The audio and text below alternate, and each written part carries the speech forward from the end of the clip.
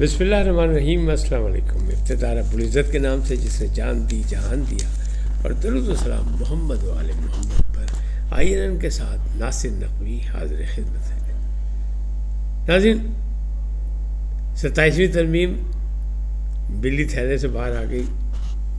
جو کچھ کہا تھا میں نے گزشتہ ہفتے سے 3 4 5 6 ویلاگز میں، وہ ساری چیزیں وہی اسی طرح آ گئی الحمدللہ۔ اب بات آگے چل رہی، یعنی عمران بامقابلہ ایسا لگ رہا ہے کہ عاصم منیر بات حکومت کر رہی ہے، ترمیم حکومت کر رہی ہے، لیکن لگ یہ رہا ہے کہ لوگ جو ہے ناقدین جو ہے وہ یہ کہہ رہے ہیں کہ یہ اصل میں مقابلہ ہے عمران خان بامقابلہ عاصم منیر۔ یعنی عاصم منیر کی تعیناتی سے لے کے ابھی تک عمران خان اور یہ دو بدو جنگ چل رہی ہے، اور یہ اسی کا سب کچھ خاصہ ہے کہ جس کی وجہ سے تبدیلیاں کی جا رہی ہیں، کیا ہے کیا نہیں۔ تو فیلڈ مارشل تو ہو گئے تاحیات، یہ بھی سامنے آ گیا۔ استعفے بھی سنا ہے تیار اسلام آباد میں رکھے ہوئے، اور وہ ترامیم میں سے ہی بغاوت ہے جو استعفے جو ہے وہ بھی آنے والے وقت میں آپ کو پتہ لگ جائے گا یہ کیا ہے کیا نہیں ہے، یہ ساری چیزیں تو اس پہ بات چیت کریں گے۔ لیکن پاک افغان تعلقات جو ہیں وہ کہاں جا رہے ہیں اس سے بھی آپ کو آگاہی دیں گے۔ پہلے آپ سے گزارش کہ ان کو سبسکرائب کریں، لائک کریں، گھنٹی کا بٹن دبانا نہ بھولیں، اور اپنی قیمتی رائے کا اظہار اپنی شخصیت کے مطابق کریں۔ یہ ناظرین، فیلڈ مارشل جو ہے وہ تاحیات، یعنی وہ جو آرٹیکل 243 کی بات میں کر رہا تھا کہ اس میں تبدیلی ہیں، اور پیپلز پارٹی نے اسے تسلیم کر لیا تھا، وہ بھی بات ہو گئی۔ پھر میں نے کہا تھا کہ باقی چیزیں بھی پیپلز پارٹی تسلیم کرے گی۔ کیوں؟ میں نے کیوں کہا تھا؟ میں نے اس لیے کہا تھا کہ پیپلز پارٹی ایک جمہوری پارٹی، اور جمہوری پارٹی جو ہے وہ افہام و تفہیم کے قائل ہوتی ہے اور سیاسی انداز میں ہی مسائل کو حل کرنا چاہتی ہے۔ لہٰذا میں نے کہا تھا کہ پیپلز پارٹی آہستہ آہستہ مانے گی اور سب چیز ہو جائے گی۔ تو لیبر لاز میں آپ دیکھیں، اسٹوڈنٹ سیاست میں دیکھیں، آپ کہیں بھی کسی بھی جگہ، تو وہاں کچھ لوگ کا مسئلہ ہوتا ہے، اور یہی سیاسی بارگیننگ ہوتی ہے۔ اتحادی جماعتیں، بڑی اتحادی جماعت ہے پیپلز پارٹی، اس کا حق ہے، تو وہ آرٹیکل 243 پر بھی راضی ہو چکی ہے، اور آئینی عدالت پر بھی مان چکی ہے۔ یہ بڑی باتیں تھیں۔ اب رہ گئی جو ہے وہ وہ کیا کہتے ہیں NIFC وارڈ اور 18ویں ترمیم۔ تو اس میں یہی ہوگا کچھ لو تو حکومت کچھ بیک فٹ کھیل جائے گی، اور پھر 28ویں ترمیم کی باری آئے گی۔ جب وقت اچھا آئے گا پھر وہ 28ویں ترمیم کر لیں گے۔ جیسے کہ جو کچھ 26ویں ترمیم میں رہ گیا تھا، آئینی بینچ بنا تھا آئینی عدالت کی بجائے، تو آئینی عدالت اب بن رہی ہے۔ جب آئینی عدالت بنے گی تو ججز کی تعیناتی، ججز کی ٹرانسفر، اور ججز کی جو باقی معاملات ہیں اس ترمیم میں ساری چیزیں کلیئر کٹ ہو جائیں گی۔ کیوں کہ جنرل صدر محمد ایوب خان جو فیلڈ مارشل تھے زبردستی کے، ان کے دور سے لے کے 2025 تک جب بھی جو کچھ بھی ہوا وہ سامنے آپ کو کہ عدالتوں نے ہمیشہ عامریت کا بھی ساتھ دیا، مصلحت پسندی میں بھی انہیں کام کیا۔ لہٰذا یہ ساری چیزیں جو ہے وقت کے ساتھ ساتھ۔ دوسری جو آرٹیکل 243 ہے اس کے بارے میں آپ کو بتا چکا ہوں کہ چونکہ جدید جنگ دور ہو چکا ہے، دور چینج ہو چکا ہے، ہر 10 سال کے بعد جو ہے وہ جو جنریشن گیپ تو عام زندگی میں آیا تھا، عام خاندانوں میں آیا تھا، تو اب جو گیپ ہے اس گیپ کو پورا کرنے کے لیے، اور جو مارکہ حق تھا اس سے جو کچھ سیکھا ہے اس حوالے سے یہی ہے کہ نہیں، فورسز کو اکٹھا ہونا چاہیے، رابطے میں رہنا چاہیے۔ تو اب وہ جو جوائنٹ چیف آف اسٹاف کا تھا، وہ جو ساحر شمشاد مرزا صاحب، وہ ریٹائر ہو رہے ہیں، تو ان کی ریٹائرمنٹ کے بعد یہ عہدہ ہو جائے گا ختم۔ نیا عہدہ سپہ سالار کا نیا عہدہ، یعنی چیف آف آرمی اسٹاف، تو اس کے ساتھ چیف آف فورسز، یعنی اس کے چھتری کے نیچے تینوں فورسز ہوں گی۔ اب جنگ جو جیتی آپ نے مارکہ حق، اس میں فضائیہ کا بڑا کردار تھا، سائبر کا بڑا کردار تھا، نئی ٹیکنیک کا بڑا کردار تھا، لیکن آپ نے چیف مارشل کو تو بنا دیا ہے فیلڈ مارشل، چیف کو یعنی سپہ سالار کو تو بنا دیا فیلڈ مارشل، لیکن باقی دو افراد کے ساتھ کیا ہوا؟ تو لہٰذا اس ترمیم میں وہ بھی آ رہا ہے کہ مارشل آف نیول اسٹاف اور مارشل آف ایئر فورسز، تو وہ بھی آ رہا ہے، اس کے بھی باقاعدہ، یہ پہلے بھی ہوا کرتے تھے ایئر مارشل یہ وغیرہ جو تھے، یہ سارا کچھ چیزیں تھیں جو ختم کر دی گئی تھی، شاید جنرل ضیاء کے دور میں ختم کی گئی تھی، تو اب اس کو پھر سے ان کو، کیونکہ انہیں نے برابر کہا اور ان کو سب کو جوائن کر دیا گیا کہ جوائنٹ چیف آف اسٹاف ختم کر کے اب ہوگا چیف آف فورسز، یعنی تینوں کا اکٹھا ایک چھتری کے نیچے سب. تو یہ حکومت کی مرضی ہے، حکومت کے پاس اکثریت ہے، حکومت پاس کرا لے گی. نئی حکومت آتی ہے وہ اسے اختلاف کرے گی، مثال کے طور پہ کسی کو اختلاف ہوگا تو وہاں ڈبیٹ ہونی چاہیے پارلیمنٹ کے اندر، پارلیمنٹ قانون ساز ہے، وہاں تو ہونا ہی اس لیے.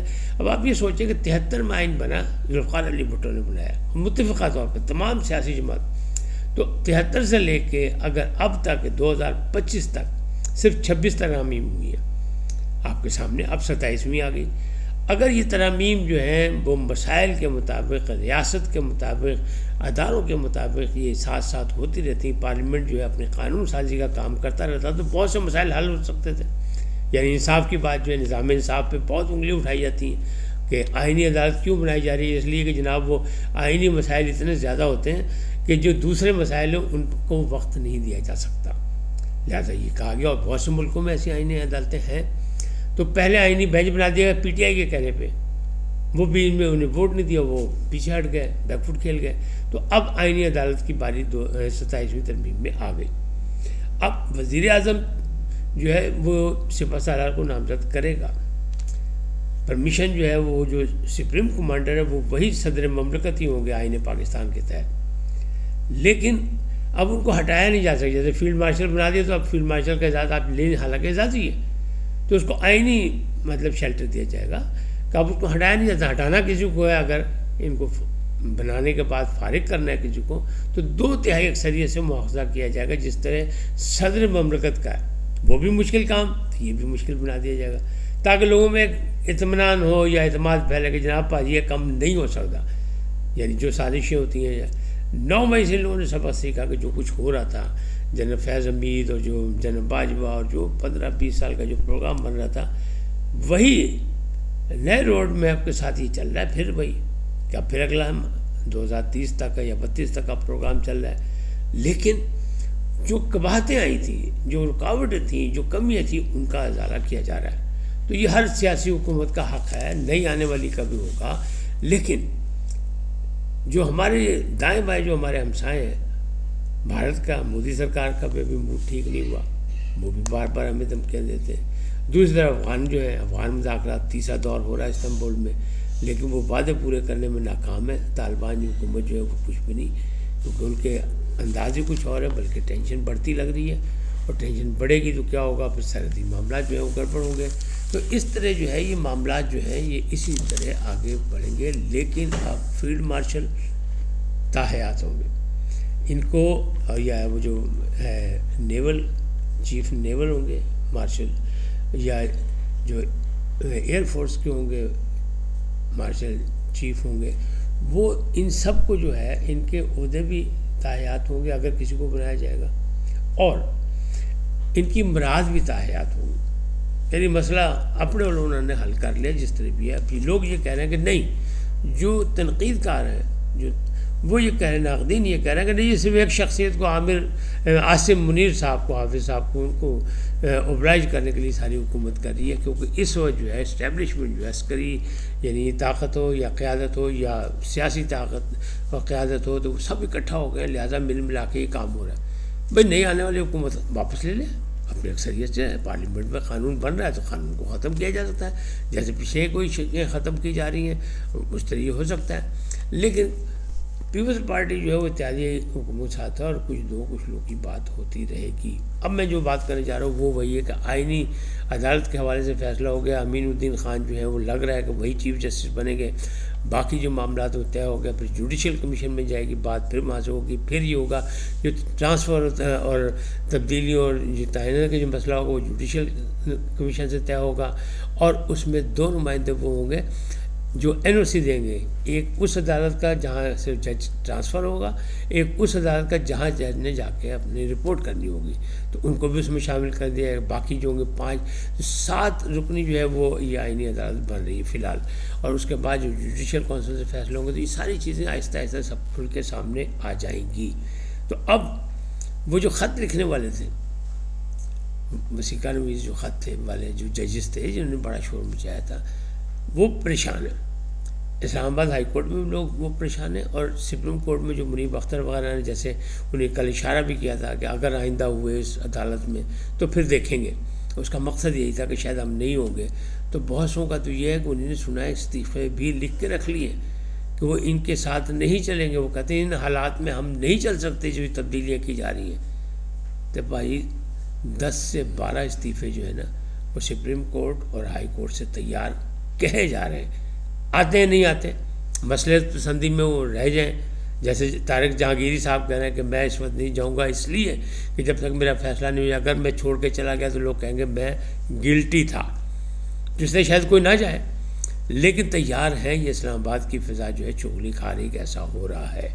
تو یہ ساری چیزیں ایسی ہیں۔ اب جو ناقدین وہ یہ کہہ رہے ہیں کہ چونکہ موجودہ حکومت جو ہے، جس کو الزام لگتا ہے نا 47 والی یعنی 47-45 والی جو ہے، تو وہ الزام لگتا تھا 18 میں بھی، 2018 میں بھی لگتا تھا کہ جی نواز شریف کو زبردستی ہرایا گیا، اب یہاں عمران خان کو زبردستی ہرایا گیا۔ تو جب تک سسٹم صحیح نہیں ہوگا، جب تک الیکشن کمیشن کا جو انتخاب جو اس کے طریقہ کار میں نہیں ہوگا، بار بار نہیں ہوتے رہیں گے، جب تک یہ معاملات ٹھیک نہیں ہوں گے۔ لہٰذا یہ معاملات اب سامنے آ گئے ہیں اور یہ چیزیں سامنے آ گئی ہیں۔ تو اس میں یہی لگ رہا ہے کہ جو ناقدین وہ یہ کہتے ہیں کہ چونکہ عمران خان قید میں ہونے کے باوجود بھی ابھی حکومت کے قابو نہیں ہے، یعنی جس طرح اس کا سوشل میڈیا چل رہا ہے، اس کو ہتھیار بنا کے چلا رہے ہیں جس طرح وہ ہے، اور وہ اس کو لیے ضروری ہے کہ عاصم منیر صاحب بھی موجود رہیں، کیونکہ عمران خان مخالف ہیں عاصم منیر کے، اور عاصم منیر کی جبکہ خود وہ نہیں بولتے کچھ بھی، لیکن کہا جا رہا ہے، سوچا یہ جا رہا ہے کہ نہیں عاصم منیر عمران خان کے خلاف ان کی موجودگی میں سے وہ باہر نہیں آ سکتے۔ حالانکہ مسئلہ صرف وہ 9 مئی والا ہے۔ وہ کہتے ہیں جس نے فوج میں بغاوت کی، ریاست سے بغاوت کی، اس کے خلاف کارروائی ہونی چاہیے۔ تو اس میں چاہے وہ عمران خان ہو یا یہ جو باقی لوگ ہیں یا عام آدمی ہیں جو لوگ تھے پکڑے گئے ہیں ان کے خلاف، اور کچھ کے خلاف کارروائی ہوئی، کچھ کو نہیں ہوئی۔ لیکن دیکھیں یہ بھی سوچیں آپ کہ ایک ہی ٹرک پہ حسان نیازی صاحب موجود تھے، ان کو 10 سال سزا ہو گئی ملٹری کورٹ سے، اسی پہ وہ شیر خان صاحب تھے یعنی علیمہ خان کے بیٹے، انہیں نہیں ہوئی، وہ بعد میں 2 سال 1.5 سال بعد پکڑے گئے، پھر بھی وہ رہا ہو گئے۔ تو یہ ساری چیزیں چلتی، جب ان چیزوں کو سیدھا کرنے کے لیے، صحیح کرنے کے لیے ضروری ہے کہ ساری چیزیں تبدیلی حکومت سمجھتی ہے، ہم آپ سمجھتے ہیں یا نہیں سمجھتے، اس کو چھوڑ دیں۔ زبردستی کی بحث تھی، طوفان برپا کیا پہلے میں نے کہا تھا یہ ہو جانا ہے، ہوگا، اور ہو رہا ہے۔ اور میں نے 26ویں ترمیم کے بعد ہی کہہ دیا تھا کہ ابھی اس میں جو چیزیں مصلحت پسندی میں چھوڑی گئی ہیں وہ آگے 27ویں ترمیم اس کی آ سکتی ہے۔ اب بھی میں اس بات پہ پکا ہوں کہ 28ویں ترمیم بھی آ سکتی ہے، چاہے اس حکومت میں ہے چاہے اگلی حکومت میں ہے، لیکن آ سکتی ہے کیونکہ جو چیزیں کمی ہوتی ہیں، جو رکاوٹ ہوتی ہیں، ان کو پورا کرنے کے لیے۔ لیکن اس وجہ صورتحال ہے وہ یہ، ایک ہے عمران خان بانی تحریک انصاف چیف مطلب ان کے، اور دوسرے اب ہیں سہیل آفریدی، تیسرا کوئی نام نہیں، سپا کے انجین ہے، بیان و بیان بس یہ وہ کہ گور خان اپنی جگہ چیئرمین ہے، فلانا یہ وہ، لیکن 2 اس وقت ہیں۔ تو دونوں کے لیے ابھی فی الحال کوئی اچھی خبر نہیں، اچھا راستہ بنتا نہیں رہا۔ سہیل آفریدی نے جو ایک جرگہ بلایا، لگ رہا تھا کہ اس سے کوئی اچھا چیز نکلے گی، لیکن لگ نہیں رہا کہ وہ جو ان کی زبان اور جو گفتگو ہے، پی ٹی آئی کے اندر لوگ کہہ رہے ہیں کہ ان کو اپنا انداز بدلنا چاہیے ورنہ کام غلط ہوگا، اور گنڈا پور صاحب کے بھی باہر نکلے ہوئے باقی بھی معاملات ہیں۔ تو ابھی حالات ان کے حق میں جاتے نہیں نظر آ رہے ہیں۔ حکومت کے حق میں کب تک ہے، کتنے دن کے لیے، اس کو بھی کچھ نہیں، کیونکہ کل کا کسی کو نہیں پتہ۔ یہ سارے معاملات جو ہے سیاست میں کوئی چیز آخری نہیں ہوتی۔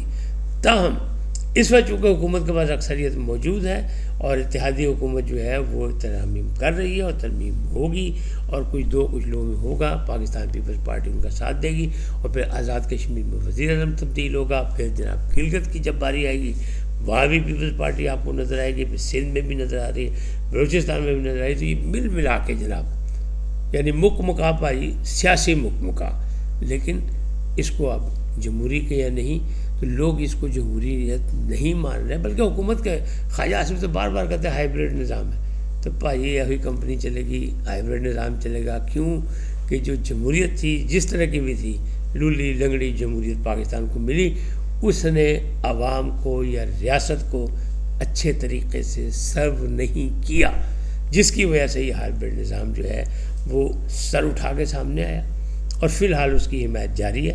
کل کیا ہوتا ہے اس کے بارے میں کوئی کچھ نہیں کہہ سکتا، کیونکہ نہ آپ نجومی ہیں نہ میں نجومی ہوں، نجومیوں کی بھی باتیں غلط ہو جاتی ہیں، کیونکہ غیب کا علم تو صرف اللہ جانتا ہے۔ تو یہ معاملہ تھی اس وقت تک اتنا ہی، پھر ملیں گے نئے موضوع کے ساتھ۔ جاتے جاتے آپ سے درخواست، آئی این کو سبسکرائب کریں، لائک کریں، گھنٹی کا بٹن دبانا نہ بھولیں، اور اپنی قیمتی رائے کا اظہار اپنی شخصیت کے مطابق کریں۔ سدا سلامت رہیں، اللہ نگہبان۔ لیکن پہلے پاکستان زندہ باد، پاک افواج پائندہ باد، اللہ نگہبان۔